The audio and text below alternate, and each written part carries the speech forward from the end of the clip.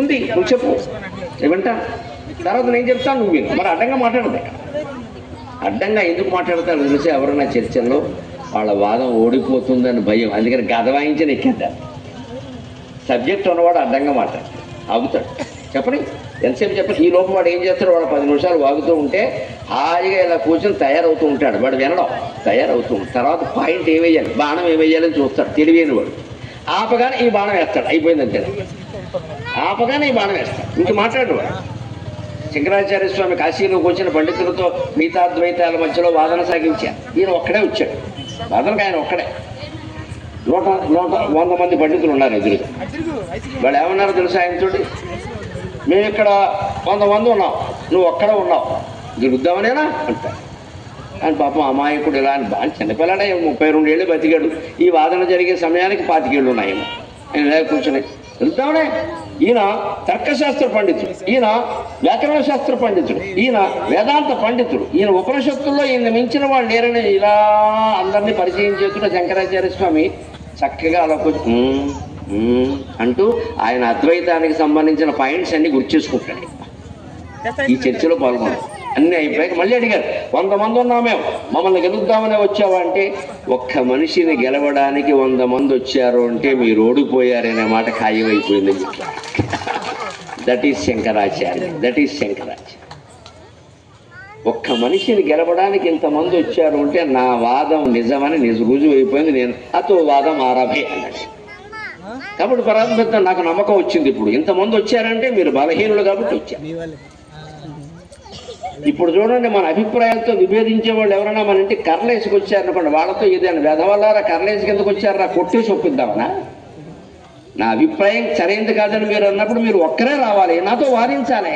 10 మంది వచ్చారంటే అర్థం ఏంటి? మీ కులం వాళ్ళందరినీ, మీ వర్గం వాళ్ళని వేసుకొచ్చారని నువ్వు ఒప్పుకున్నావు అనమాట. నీ ఓటమని నాతో వాదించలేవు, నువ్వు, నీకు శక్తి లేదు. కాబట్టి అందరినీ తీసుకొచ్చి గడవేయించి గొడవ చేసి వాదిద్దామని చూస్తున్నావు.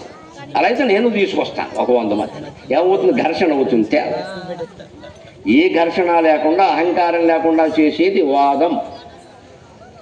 కాసేపు వాదన జరగగానే ఏమవుతుంది తెలుసా? జల్పం 2వ దశలోకి వెళ్ళిపోతుంది. జల్పం అంటే నాది నెగ్గాలి, నాది నెగ్గాలి, నాది నెగ్గాలి, ఏమైనా సరే నెగ్గాలి, ఇది జల్పం. అంత పట్టుదల ఎందుకు? నెగ్గుదాం ఓడిపోతాడు.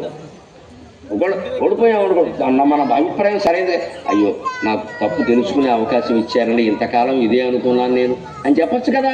అహంకారం చెప్పనవదో, నేనెందుకు ఓడిపోవాలి అని అడ్డంగా వాదించడం మరి. అహం ప్రవేశించింది. అహం ప్రవేశించింది అంటే జ్ఞానం నశిస్తుంది. అహం ప్రవేశించిందంటే జ్ఞానం ఉండదు. అహం ఉన్న చోట జ్ఞానం ఉండదు, జ్ఞానం ఉన్న చోట అహం ఉండదు. ఇది కూడా కొంత పర్వాలా, నా వాదన నెగ్గాలని. వితండం అంటే ఏంటో తెలుసా? నేను నెగ్గపోయినా పర్వాలేదు, నువ్వు ఓడిపోవాలి, ఇదో గోడ. ఇదే వితండం. ఇప్పుడు ఏది వితండమో తెలుసుకో. నేను నెగ్గపోయినా పర్వాలేదు అంటే నా వాదన అంత తప్పు, నువ్వేమన్నా రైటా, ఆ గొడవ ఎందుకు? నీ వాదన తప్పు అన్నప్పుడు నువ్వు అక్కడి నుంచి వెళ్ళిపో. వాడి వాదన రైట్ అని ఒప్పుకోకలా, తెలిసిపోతుంది. అంటే ఏదో రకంగా వాడిని ఓడించాలి. ఇది విద్యార్థి దశలో ఎప్పుడూ పెట్టుకోకూడదు. మన వాళ్ళు పైగా పుస్తకవాదే పాండిత్యాల గురించి, సిద్ధాంతాల గురించి, మ్యాథమెటిక్స్ ప్రాబ్లమ్స్ గురించి వాదించరండి. ఆ హీరో గొప్పవాడా, ఈ హీరో గొప్పవాడా, ఈ దరిద్రపు చర్చ. అది ఎందుకు పని లేక నీకేం ఉపయోగం? మీ ఓడు మా ఓడు అని దెబ్బలు తీసుకోండి. దీనివల్ల ఏమైనా ఖర్చు? ఆ హీరోలు ఎవరైనా నీకు రూపాయి ఇస్తారా? ఎందుకంటే వాళ్ళ గురించి మనకి చర్చ. ఇక్కడ రాజకీయ పార్టీల గురించి, హీరోల గురించి మనకెందుకు చర్చ? ఇదే పుస్తకాల మీద చర్చ లేదు ఇక్కడ. ఈ చర్చ పెరిగిన కొద్దీ చదువు ఆగిపోతుంది. అందుకే ఎప్పుడు వ్యతిరేకులతో వాదించడం కంటే, వాదన విషయంలో ఒక మాట గుర్తుపెట్టుకుందాం, వ్యతిరేకులతో వాదించడం కంటే అనుకూలులతో కలిసి ఆచరించడం మంచిదండి. అది గుర్తు.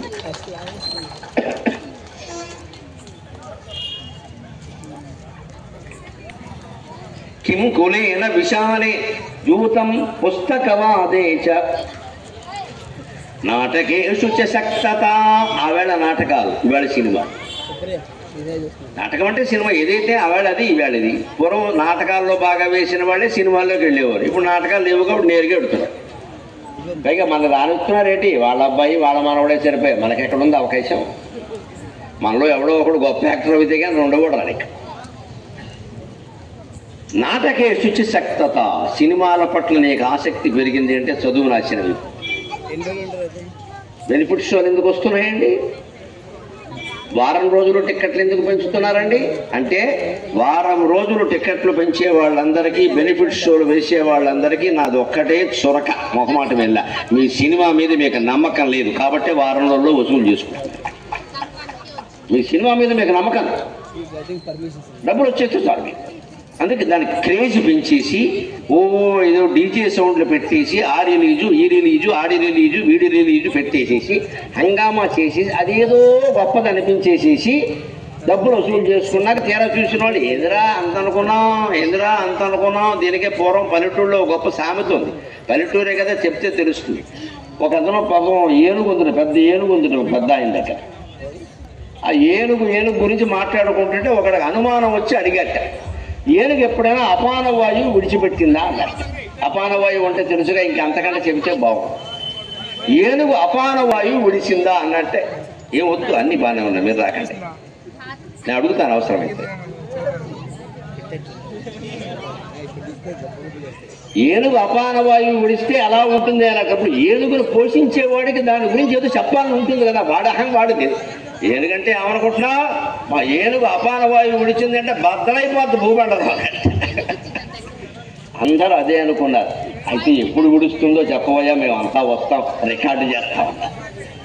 వీడు దానికో ముహూర్తం పెట్టే అదేదో తిన్నాక ఉంటుంది కదా ఒక లెక్క వాడికి తెలుసు కదా. ఇగో రేపు సాయంత్రం 5:30కి అందరు రండి మా ఏనుగు అపాన వాయువు విడుస్తుంది. ఇక మొత్తం ఊళ్ళో వాళ్ళందరూ టేప్ రికార్డులు వేసుకుని వచ్చారు అక్కడికి. దాని చుట్టూ 10 కెమెరాలు టేప్ రికార్డర్లు ఏనుగు అని అది తుస్సుమంది చివరికి. ఇదే సామెత పల్లెటూరు. ఏనుగు ఏదో చేస్తుందంటే తుస్సుమందిట. ఏనుగైతే మాత్రం అపాన వాయువు అంత పెద్ద సౌండ్ రావాలని ఉందా ఏమైనా అక్కడ?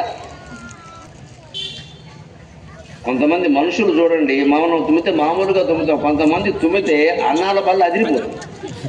మరి మనుషుల్లో ఉంటారు అలా నవ్వినా అంతే. ఇంక ఏడితే చెప్పక్కర్లేదు. ఇంకా అది నవ్వో ఏమిటో సోర్పడక నవ్వులో ఉంటుంది. అంత నవ్వాలా అది వస్తుంది. అదో అది వారసత్వంగా రావచ్చు ఏదైనా ఇది కావచ్చు మనకి తెలియదు. కొంతమంది ఉంటారు అది అందరూ ఉండరు. అంటే ఏనుగు అయితే ఏదో చేస్తుంది ఏమి చేయాలి చివరికి మామూలుగానే అయింది. అలాగే ఉంటుంది సరిగ్గా. నాటకేసి చక్తత ఆ సినిమా లేకుండా 1000 రూపాయల టికెట్ 4000 పెట్టుకుంటే ఏం జరిగిందో చూశారు కదండి. అదే జరుగుతుంది. ఆ సినిమాను ఒక వారం రోజులు పోయాక చూస్తే నష్టం ఏమిటి ఏమైనా మారిపోతుందా? ఇప్పుడు మా ప్రవచనం ఇప్పుడు వినలేదనుకోండి మీరు, రేపు ఇంకో చోట ఉంది హిల్ సిటీ పేర్నమెట్ట హిల్ సిటీలో రేపు ప్రవచనం ఉంది. రేపు విందాం పోన్లే అనుకున్నాను. ఈ శ్లోకాలు అక్కడ ఉండమమ్మా అవి వేరే కుదరదు. అక్కడ మొత్తం మారిపోతుంది. ఎందుకంటే అక్కడ సన్మానం వేరే కదా మరి వాళ్ళకి వేరే చెప్పాలి. పైగా నాకు ఈ మధ్య నేను కరోనా తర్వాత పెట్టుకున్న నియమం ఏంటంటే చెప్పిన అంశం ఒక్క చోటే మళ్ళీ ఇంకో చోట చెప్పొద్దు. ఇదివరకు చెప్పినదే చెప్పాలి. ఎక్కడైనా కొత్తదే చెప్పాలి. మళ్ళీ ఇంకో చోట అది చెప్పదు. ఇవాళ చెప్పిన శ్లోకాలు ఈ టాపిక్కే ఉండొచ్చు కానీ శ్లోకాలన్నీ మారిపోతే మీరు రేపు పార్లమెంట్ హిల్ సిటీకి వచ్చి వెళ్ళండి. ఒక్క శ్లోకం ఉండదు, అన్నీ కొత్త. దాని తయారీ దానికి ఉంటుంది. లేకపోతే నా ఉపన్యాసం నాకేం బాగుంటుంది మీకేం బాగుంటుంది? నాకు కూడా ఫ్రెష్ తాజాగా ఉండాలి. మళ్ళీ అవే శ్లోకాలు చెప్పిన ఇంకోలేనా అని మొదలుపెడితే మీరు ఎవరినో వచ్చారు నన్ను చెప్పిందే అనవసరంగా వచ్చాను దూరం అనుకుంటాం. ఎందుకది వద్దు, కొత్తది ఉంటుంది.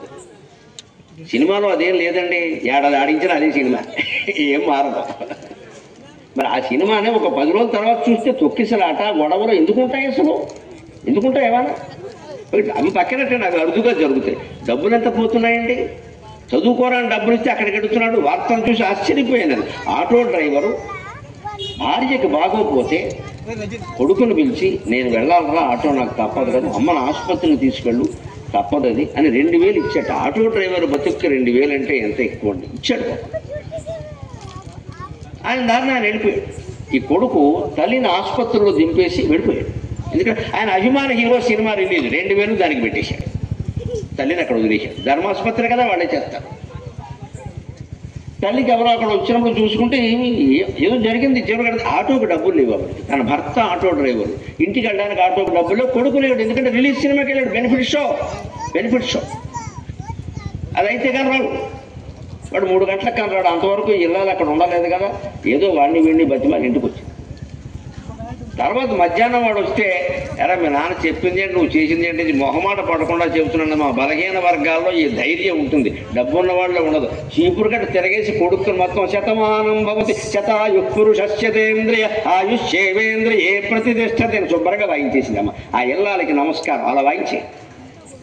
పెద్ద కులాల వాళ్ళు డబ్బున్న వాళ్ళు ఈ పని చేయించకపోగా ఎవరి దగ్గరకు వెళ్ళి మా వాడి ఈ మధ్య అదో రకంగా ప్రవర్తిస్తున్నాడు, ఏం చేయాలి, అష్టమశాన వచ్చింది 80,000 అక్కడ పెట్టమంటాడు. అయిపోయింది మన పని. వాడికి తగ్గుతుందో లేదో కానీ 80,000 పెద్ద శని. ఇది మన అజ్ఞానం. వాళ్ళు అలా ఉండరండి. బలహీన వర్గాలు, అల్పాదాయ వర్గాలు చాలా ధైర్యంతో ఉంటారు. వాళ్ళకి ఒళ్ళు మండింది, చీపురెట్టు కొడితే అయిపోయాయి అదవనే. మళ్ళీ వీడి కోసం మాటలు ఎక్కడ. చీపురు కట్ట తిరగేసింది అన్నారు. నాకు అర్థం కాల పేపర్. చీపురు కట్ట తిరగేయడం ఏమిటన్నా. చీపురు కట్ట ఎలా ఉంటుందో అలా కొడితే దెబ్బ తగలదు, తిరగేసి కొడితేనే తగ్గుతుంది. లెక్కది కొట్టడంలో కూడా ఇంత నైపుణ్యం ఉందిరా. చీపురు కట్ట తిరగేసింది అంటారు. పోట తిరగేయడం ఏమిటి, కట్ట పట్టుకుని ఇలా కొట్టామనుకోండి, ఈయన నువ్వు ఇలా ఉంటాయి కదా, దెబ్బ తగలదు, పైగా దుమ్ము అంటుకుంటుంది. ఆ దుమ్మున్న వైపున ఈయన ఈవిడ పట్టుకుని మొదలు పెట్టుకుంటే మొదటి దాకా గట్టిగా ఉంటుంది, గోప ఊడిపోతుంది దెబ్బకి. చీపురు కట్ట తిరగేసిందంటే అర్థం. అలా చెయ్యగలగాలి ఖచ్చితంగా, మొహమాటం లేకుండా.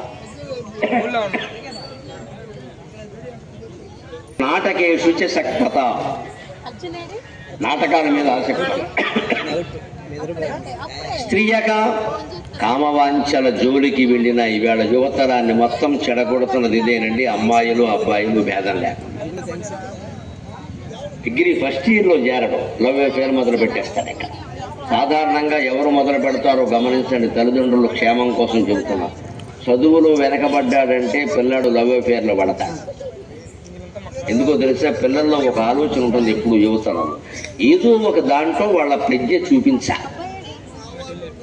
చదువులో బాగున్నాడు అనుకోండి, సరిపోతుంది వాడికి ఏదో బహుమతులు వచ్చి తల్లిదండ్రులు పుచ్చుకుంటారు. చదువులో వెనకబడ్డాడు, అందుకని వాడి నేను ఏదో దాంట్లో నా ప్రజ్ఞ చూపించా, అమ్మాయిలకి లైనేస్తాడు. వీడికి పనికి మాలింది వస్తే వీడికి దొరుకుతుంది, వీడికి తగ్గింది గంతకు తగ్గ బొంత, ఇంకా దాన్ని వేసి తిరుగుతుంది.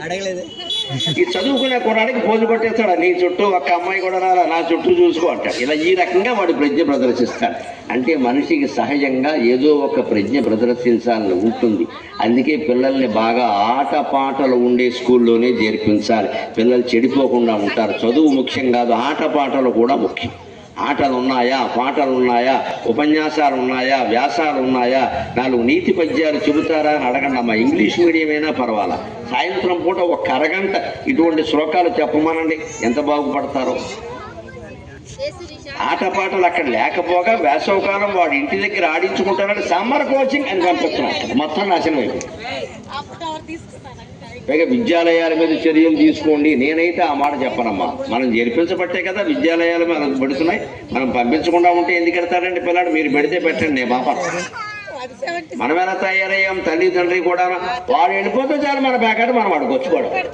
మన టీవీ మనం చూసుకోవచ్చు, మన ఫోన్లు మనకున్నాయిగా, మన కాలక్షేపాలు, మన సిటీ పాటలు, ఏమిటి ఇంకో ఏదో హౌసీ, చాలా ఉన్నాయి ఆటలు ఎక్కడ. మన హౌసీలు, మన గొడవలు, మనం ఇవన్నీ ఆడుకోవాలంటే పిల్లలు ఇంట్లో ఉండదు కాబట్టి బాబాయ్. అదే వచ్చింది ఇక్కడ. ఈ కామవాంఛలు ఎక్కడ వస్తున్నాయండి? ఆ వయసులో సహజంగా ఉంటాయి. 70 ఏళ్ల వాడికి ఉండమన్నా ఉండదు. ఏముంటుంది ఇక్కడ? తలకాయ. ధాతుషు క్షీయమాణేషు శమకశ్య నజాయితే అని ధాతువులన్నీ క్షీణించాక ఏం చేస్తాడు? ఇంత వెనకరోడ్డు తిని పడుకుంటాడు, అరిగితే లేత జావే. వాడు ఉండమన్నా కామవాంఛలు ఉండవు ఈ వయస్సులోనే.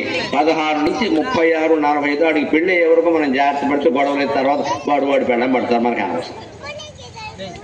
అంతవరకు జాగ్రత్త కట్టు వేయాలి, తప్పదు. స్త్రీయక తంద్రీచ, బద్ధకం. తండ్రి అంటే ఆలస్యం. విద్యార్థులు ఎప్పుడు ఏ పని బద్ధకంగా చేయకూడదు, వాయిదా వేయకూడదు. ఎప్పటి పనులు అప్పుడే చేయాలి. అది ఉంటే విద్య రాదు. ఎందుకంటే ఏ రోజుకి ఆ రోజు హోంవర్క్ ఇస్తారు, చదవమంటారు. ఏ రోజు పాఠం ఆ రోజు చదివేసిన వాడికి పరీక్షల నాడు ప్రత్యేకంగా చదువుకోవాల్సిన అవసరం ఉండదు. దాన్ని రివిజన్ అంటారు. అంటే when vision is good, there is no need of revision, just small revision is enough. నీ విజన్ బాగుంటే రివిజన్ పెద్దగా అవసరంలా. ఇవాళ పాఠశాలలో కూడా చేస్తున్న పెద్ద తప్పు ఏమిటంటే విజన్ తక్కువ, రివిజన్ ఎక్కువ. సిలబస్ ఏమో జూన్లో మొదలు పెట్టకుండా ఏప్రిల్లో మొదలు పెట్టేసి ఆగస్టు నాటికే అవగొట్టేస్తున్నారు. క్వార్టర్లీ పరీక్షలు కాదు, అప్పుడే ఫుల్ పరీక్ష. ఇక అక్కడి నుంచి రొబ్బో గోరింటాకు రుబ్బడమే, కంఠస్థం చేసేయి, బట్టి పెట్టేయి. అంటే వీళ్ళ దృష్టి ఎలా తయారైందంటే అదే చదివించేసేస్తే అది రాసేస్తారు కదా పరీక్షల్లో 4 మార్కులు వస్తాయి కానీ మూర్ఖత్వం పోతుందండి. దయచేసి తల్లిదండ్రులు ఆలోచించండి. ఎందుకు ఈ విధానాన్ని సమర్థిస్తున్నాము? ఆగస్టులోను సెప్టెంబర్లోను సిలబస్ అవ్వగొట్టారంటే హెడ్ మాస్టర్ దగ్గరికి వెళ్ళి అడిగేయాలి ఖచ్చితంగా, ఎందుకు చేస్తున్నారు ఈ పని మీద. మేము ఇలాగే ఉంటామన్నమాట, మా అబ్బాయికి టీసీ ఇచ్చేయండి, మాకు ఇద్దరు స్కూల్ అక్కర్లేదని చెప్పాలి. ఆ ప్రజా చైతన్యం కోసమే నేను తాపత్రయపడుతున్నానమ్మా. నేను ప్రభుత్వాలను, సంస్థలను, ప్రజలనే అంట. మనం బలహీనులమైనంత కాలం వీళ్ళ వ్యాపారాలు నడుస్తూనే ఉంటాయి. మనం ఎందుకు బలహీనులం కావాలి? మన పిల్లలకి చదువు కావాలి కదా, సంస్కారం కావాలి కదా. పైగా ఈవేళ చదువు సంస్కారం కోసం 100, 1000 లక్షలు ఖర్చు పెడుతున్నామండి. కుటుంబ బడ్జెట్ లో సగం పిల్లల చదువుకే, మిగిలిన సగం మన అనారోగ్యాలకి. శ్రీమద్రమారంలో గోవిందా సరిపోయి, విద్య వైద్యం 2 సరిపోయి. మరి అంత ముఖ్యమైన డబ్బు బడ్జెట్ లో సగం ఖర్చు పెడుతున్నప్పుడు మనం అడగాల వద్దా? ఆట లేదు, పాట లేదు. అంచేది ఆలస్యంగా పనిచేయడం అనేది పనికిరాదు. 5-6 చెబుతున్నాడు పిఎస్ తండ్రి ఇచ్చే నిద్రాచ. విద్యార్థులకి నిద్ర ఎక్కువ పనికిరాదు, అలాగని తక్కువ కూడా కాదు. ఇవాళ విద్యార్థులకు అది చెప్పక్కల, వాళ్ళకి పడుకునే సమయం లేదు. కనీసం 8 గంటలు పడుకోవాలి ప్రతి విద్యార్థిని. ప్రతి మనిషి అంతే, విద్యార్థులు మరి. 10 ఏళ్ల లోపు పిల్లలు 10 గంటలు పడుకోవాలి. 80 ఏళ్ళు దాటిన పెద్దవాళ్ళు కూడా 10 గంటలు పడుకోవాలి. 80 ఏళ్ళు దాటి అంటే 10 గంటలు పడుకోవాలి. 10 hours స్లీప్. వీలైతే సౌండ్ స్లీప్. మన సౌండ్కి పక్కవాడు అదిరిపోవాలి. 10 ఏళ్ల లోపు పిల్లలు కూడా 10 గంటలు పడుకోవాలి. 10 నుంచి 70-80 వరకు 8 గంటలు చాలు. అది కూడా వీలైతే రాత్రి 7 గంటలు, మధ్యాహ్నం 1 గంట, కనీసం అరగంట. కునుకు అంటారు దాన్ని, స్లీప్ కాదు, కునుకు. ఉరికి ఇలా గోడకి జారలు మంచం మీద అది ఉండాలి. దానివల్ల ఏమవుతుంది, రాత్రి 10 వరకు బాగా పనిచేయగలుగుతాడు, చదవగలుగుతాడు. మధ్యలో విశ్రాంతి ఇచ్చాం. మీరు వాడే కూరగాయల కత్తిని మీరు చూడండి. మీరు విశ్రాంతి ఇవ్వకుండా దాన్ని ఎడాపెడా వాడేస్తే అది మొక్కపోతుందండి, మొండిదైపోతుంది. కూరగాయలు తరిగే కత్తికి కూడా కొంత విశ్రాంతి ఉండాలి. అస్తమానం దాన్ని వాడేయకూడదు. మరి వాహన లోహాలకు కూడా విశ్రాంతి అవసరమైనప్పుడు మనిషికి ఉండద్దా? అంటే 8 గంటలు, మధ్యాహ్నం గంట, రాత్రి 7 గంటలు, లేకపోతే 7:30, అరగంట. కనీసం అరగంటైనా ఉండాలి, కొనికైనా తీయాలి. మళ్ళీ అది అతి నిద్ర పనికిరాదు. అతి నిద్రాలోలుడు దరిద్రుడు అంటారు, తెలివిలేని మూర్ఖుడు అంటారు. అతి నిద్రాలోలుడు తెలివిలేని మూర్ఖుడు. బాగా నిద్ర అలవాటు పడితే ఇక వాడి మెదడు పనిచేయదు. ఇక్కడ ఇవి 6 విద్యా విఘ్నకరానిషటు యూతం పుస్తక